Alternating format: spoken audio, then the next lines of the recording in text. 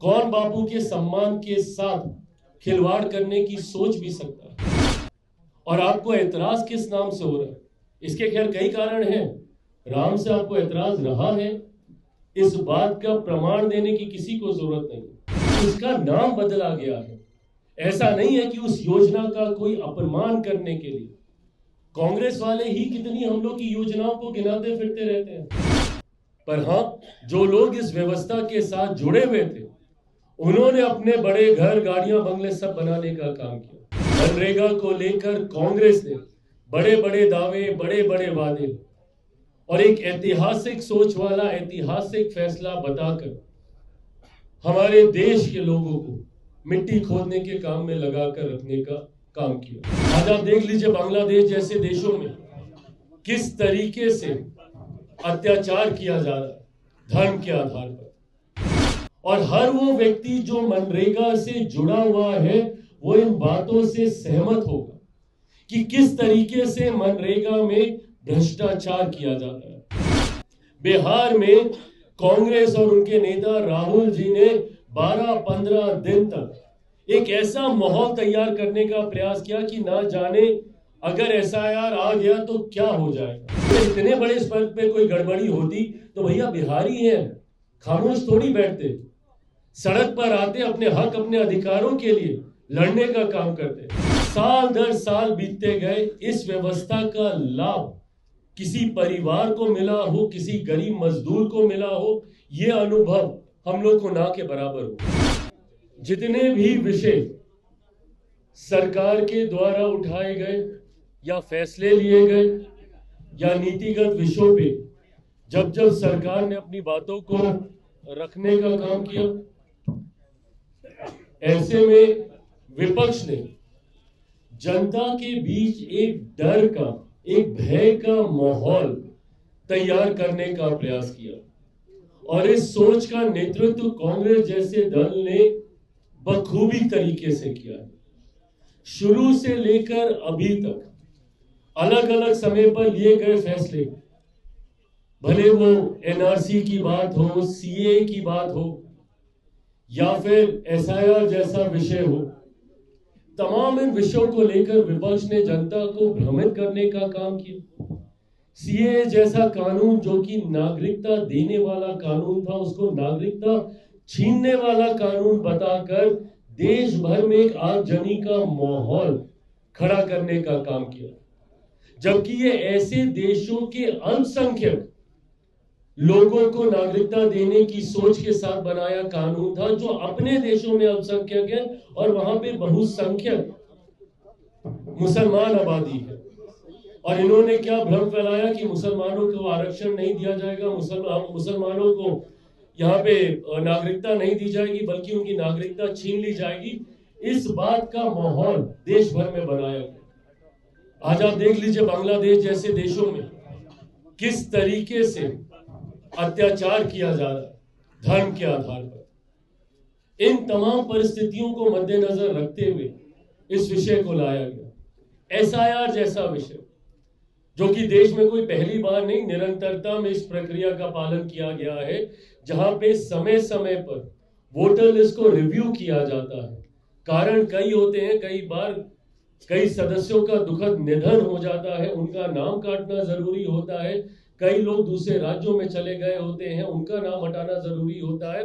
कई first time voters होते हैं, उनका नाम जोड़ना जरूरी होता है।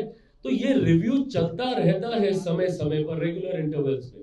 अब एसआईआर को लेकर क्या वोट चोरी, वोट चोरी, वोट चोरी। बिहार में कांग्रेस और उनके नेता राहुल जी ने 12-15 दिन तक एक ऐसा माहौल तैयार करने का प्रयास किया कि ना जाने अगर एसआईआर आ गया तो क्या हो जाएगा। और आप लोगों ने देखा कि हंगामा सड़क पे तो किया, बट जहां पे औपचारिक आपत्ति दर्ज करानी थी, किसी ने जाकर वहां पे कोई आपत्ति दर्ज नहीं करी। और ना ही भाई, हम लोग के भी तो बीएलए हैं हर एक जगह पे, हर बूथ पे। हम लोगों के बीएलए के माध्यम से भी कहीं हम लोग को कोई ऐसी शिकायत नहीं आई कि ये गड़बड़ी हुई, वो गड़बड़ी हुई। और अगर इतने बड़े स्तर पे कोई गड़बड़ी होती तो भैया बिहारी हैं, खामोश थोड़ी बैठते, सड़क पर आते, अपने हक, अपने अधिकारों के लिए लड़ने का काम करते। पर पूरा चुनाव शांतिपूर्वक बीत गया। कहीं कोई ऐसी खबर सुनने को नहीं मिली। अब जहां जहां और चुनाव हो रहे हैं वहां पे वोट चोरी, वोट चोरी, वोट चोरी, जबकि बिहार की जनता ने लोकतांत्रिक तरीके से इनके इस विषय का जवाब देने का काम किया। अब एक और बड़ा फैसला जो मेरी सरकार के द्वारा प्रधानमंत्री नरेंद्र मोदी जी की सोच से लिया गया, ये फैसला मनरेगा को लेकर हम लोगों ने लंबे समय से देखा कि देश में इसको बनाकर भी, इसको आधार बनाकर भी राजनीति करने का प्रयास किया गया। मनरेगा को लेकर कांग्रेस ने बड़े बड़े दावे, बड़े बड़े वादे और एक ऐतिहासिक सोच वाला ऐतिहासिक फैसला बताकर हमारे देश के लोगों को मिट्टी खोदने के काम में लगाकर रखने का काम किया।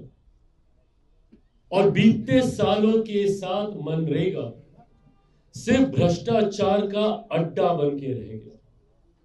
और हर वो व्यक्ति जो मनरेगा से जुड़ा हुआ है वो इन बातों से सहमत होगा कि किस तरीके से मनरेगा में भ्रष्टाचार किया जाता है, किस तरीके से हस्ताक्षर करा लिए जाते हैं, बिचौलिए पैसे ले जाते हैं, या सिर्फ हस्ताक्षर करके बिना कोई काम किए हुए पैसों की निकासी कर ली जाती है। सिर्फ और सिर्फ करप्शन। साल दर साल बीतते गए, इस व्यवस्था का लाभ किसी परिवार को मिला हो, किसी गरीब मजदूर को मिला हो, यह अनुभव हम लोग को ना के बराबर हो। पर हां, जो लोग इस व्यवस्था के साथ जुड़े हुए थे उन्होंने अपने बड़े घर, गाड़ियां, बंगले सब बनाने का काम किया। और आज जब इस भ्रष्टाचार के अड्डे के ऊपर केंद्र सरकार के द्वारा प्रहार किया गया है तो मैं कांग्रेस की तकलीफ को भी भली भांति समझ पा रहा हूं, क्योंकि ये उनकी सोच की भ्रष्टाचार की ये योजना थी, उनके द्वारा निर्माण की गई। अब इसमें जितने लूप होल्स थे, जब हम लोगों ने उसको टाइटन अप करने का काम किया, जब उन लूप होल्स को हम लोगों ने कसने का काम किया, तो आज इनकी दुखती रग पे हाथ पड़ा है और ये इनकी तिलमिलाहट का कारण बना। इन्होंने जितने संशोधन भ्रष्टाचार में कर एक नई योजना के तौर पर केंद्र सरकार के द्वारा इसको प्रस्तुत किया गया, जी राम जी के नाम से गारंटी फॉर रोजगार और आजीविका ग्रामीण को लेकर इस योजना को लाया गया। अब कांग्रेस को इस बात की तकलीफ है कि इन्होंने जो स्कीम भ्रष्टाचार के लिए तैयार की थी उसको एक सशक्त स्वरूप केंद्र सरकार के द्वारा कैसे दिया जा रहा है। तो इन्होंने 2-3 बिंदु इसमें से उठाने का काम किया। सबसे पहले तो भावनात्मक तरीके से राजनीति करने का काम किया कि इसमें से बापू का नाम हटा दिया गया, महात्मा गांधी का नाम हटा दिया गया। नाम क्यों बदला गया? प्रभु, इतिहास गवाह रहा है भारत में समय समय पर योजनाओं में सुधार किए गए हैं, योजनाओं में बदलाव किए गए हैं परिस्थिति के अनुसार, और कई बार संभवतः उस योजना से प्रेरणा लेते हुए एकदम नए स्वरूप में दूसरी योजनाओं का गठन किया गया है और उसका नाम बदला गया है। ऐसा नहीं है कि उस योजना का कोई अपमान करने के लिए कांग्रेस वाले ही कितनी हम लोग की योजनाओं को गिनाते फिरते रहते हैं कि भैया स्वच्छ भारत क्या है, हम भी तो निर्मल ये करते थे, वो करते थे, उसी का ही एक स्वरूप है ये। तो जब आपको वो बातें समझ में आती थी तो आज इस बात पे राजनीति करने का क्या आधार बनता है कि आप बापू का नाम हटा दें? कौन बापू के सम्मान के साथ खिलवाड़ करने की सोच भी सकता है?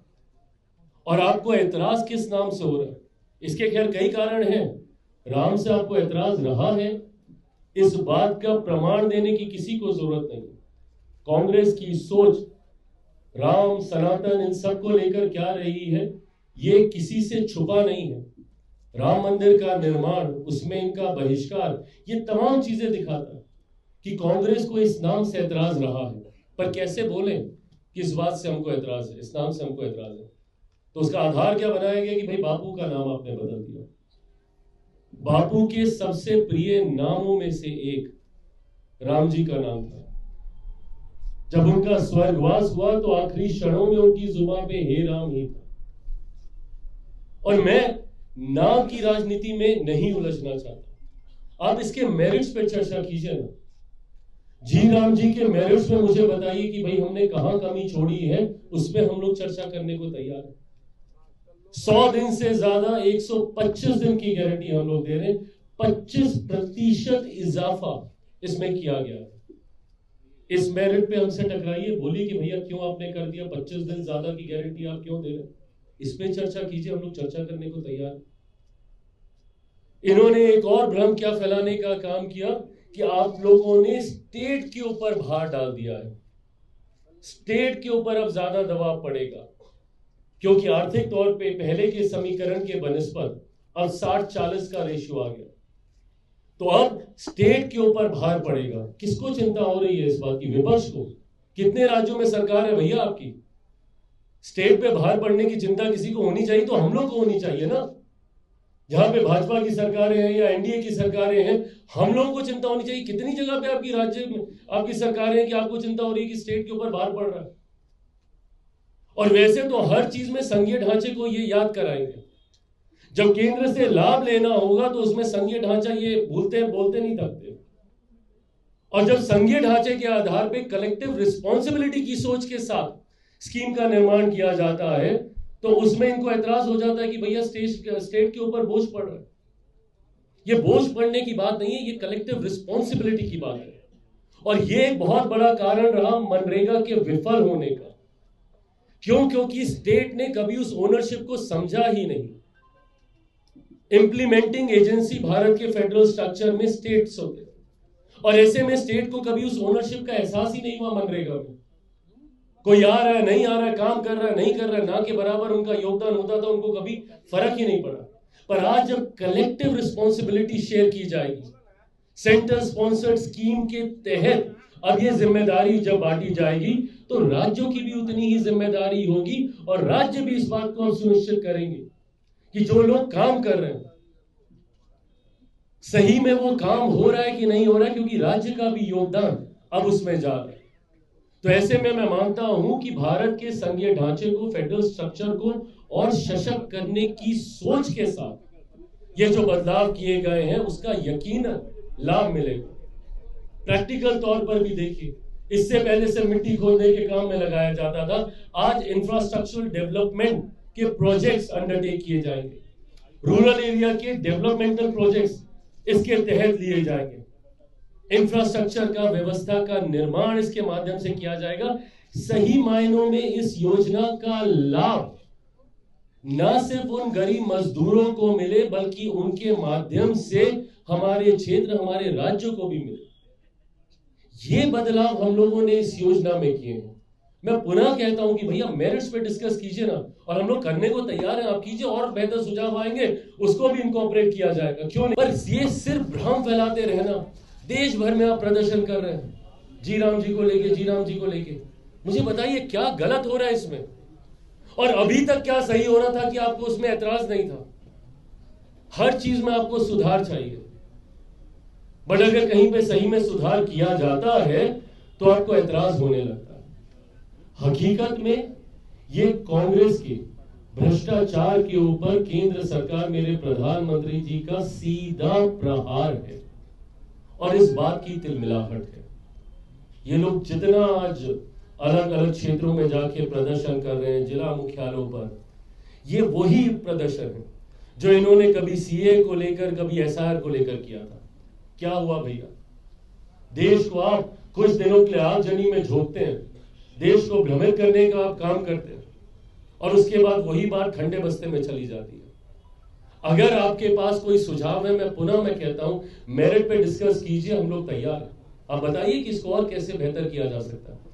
क्या भारत के संघीय ढांचे को मजबूत करना गलत सोच है? क्या collective responsibility state and centre की शेयर करना गलत सोच है?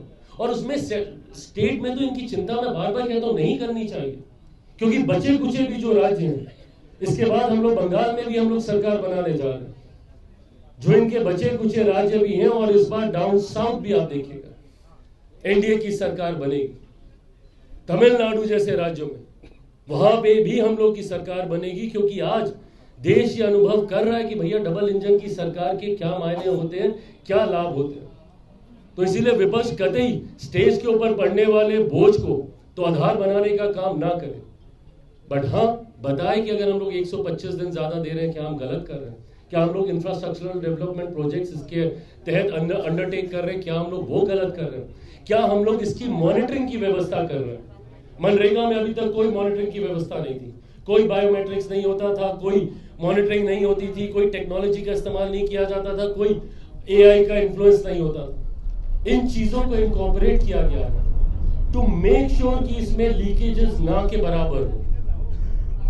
इस सोच के साथ हम लोग इसको लेकर जाने का काम कर रहे हैं। और मैं चाहता हूं आप सबके माध्यम से, लोकतंत्र का चौथा स्तंभ है, आप सबके माध्यम से मैं चाहता हूं कि देश में, हमारे बिहार में लोगों तक ये मैसेज जाए कि किस तरीके से इस योजना से आने वाले दिनों में हमारे गरीब मजदूरों को सशक्त करने की सोच के साथ इसका निर्माण किया गया है।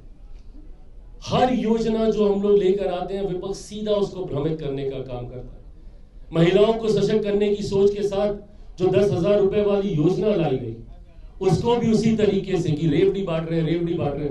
भैया समझ में आता है आप लोगों को कि फर्क क्या है दो चीजों में? और मुझे खुशी है एक सहयोगी होने के नाते मैं स्वागत करता हूं ऐसी योजना का, क्योंकि ये उन फ्री बीज में नहीं गिना जा सकता कि आपको महीने के इतने रुपए मुफ्त में आपको दिए जा रहे हैं। ये महिलाओं को सही मायनों में आर्थिक तौर पर सशक्त करने की सोच के साथ इसका निर्माण किया गया। 10,000 रुपए से आप अपना प्रोजेक्ट बेसिक तैयार कीजिए, उसके बाद 1,90,000 रुपए और टोटल 2 लाख रुपए की योजना से आपके व्यवसाय को स्थापित किया जा सकता है। और मैं मानता हूं कि ये रकम एक छोटे उद्योग को लगाने के लिए ग्रामीण क्षेत्र में अपने में काफी है। मेरे खुद के मंत्रालय में पीएमएफएमई की योजना इसी सोच के साथ है, जिसका लाभ देश की एक बड़ी आबादी को हुआ, और सबसे ज्यादा बेस्ट परफॉर्मिंग स्टेट उसमें बिहार रहा इस साल हम लोग का, जहां पे पीएमएफएमई ने बेस्ट परफॉर्म किया, जहां पे छोटे उद्योग लगा के गांव देहात में रह रहे महिला पुरुष अपने आप को उद्यमी बना के जॉब सीकर से जॉब गिवर्स की भूमिका में आते हैं, 2-4 लोगों को अपने नीचे रोजगार देने की क्षमता वो तैयार करते हैं। ऐसे ही इस योजना के तहत 10,000 और 1,90,000 से जब महिलाएं अपने पांव पर खड़ी होंगी तो पूरे परिवार को साथ लेकर खड़ी होंगी। इन योजनाओं का ये लोग विरोध करते हैं, और सवाल वही कि भैया आपको भी तो पूरा समय दिया गया था ना, उस वक्त आप कर लेते। 2000 का पूरा दशक यूपीए सरकार कांग्रेस के नेतृत्व में ही थी, सुधार कर लेते इन योजनाओं को। और इतिहास गवाह रहा है कि समय समय पर योजनाओं को बदला जाता है, परिवर्तन किया जाता है, संशोधन किए जाते हैं। बट ऐसे में इस विषय को लेकर भ्रम फैलाना, मैं मानता हूं ये कतई उचित नहीं है।